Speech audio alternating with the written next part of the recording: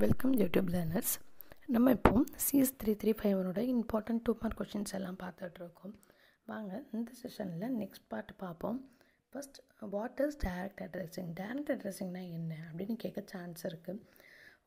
Direct addressing அப்படிங்கிறது வந்து ஒரு இன்ஸ்ட்ரக்ஷன் இருக்குன்னா அந்த இன்ஸ்ட்ரக்ஷனில் செகண்ட் பார்ட்டில் உள்ள கோடு வந்து என்ன ரெஃபர் பண்ணும் அப்படின்னு பார்த்தீங்கன்னா அந்த அட்ரஸ் ஆஃப் த ஆப்பரண்ட், அந்த ஆப்பரண்ட்டோட அட்ரஸை ரெஃபர் பண்ணுறது தான் டைரக்ட் அட்ரஸிங். அதாவது என்ன சொன்னால், ஒரு இன்ஸ்ட்ரக்ஷன் இருக்குது, அந்த இன்ஸ்ட்ரக்ஷனில் செகண்ட் பார்ட் வந்து அட்ரஸ் ஆஃப் த ஆப்பரண்ட் வந்து ஸ்பெசிஃபை பண்ணுது. இதுதான் என்னென்னா direct addressing. And then second question வந்து indirect addressing.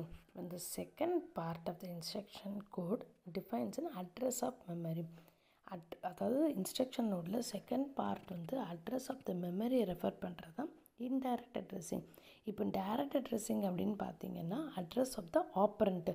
ஒரு இன்ஸ்ட்ரக்ஷன் நோடில் செகண்ட் பார்ட் வந்து அட்ரஸ் ஆஃப் ஆப்பரண்ட்டை ரெஃபர் பண்ணுறது டைரக்ட் அட்ரஸிங், மெமரியை ரெஃபர் பண்ணுறது indirect addressing. And then third question வந்து what is hardware control unit?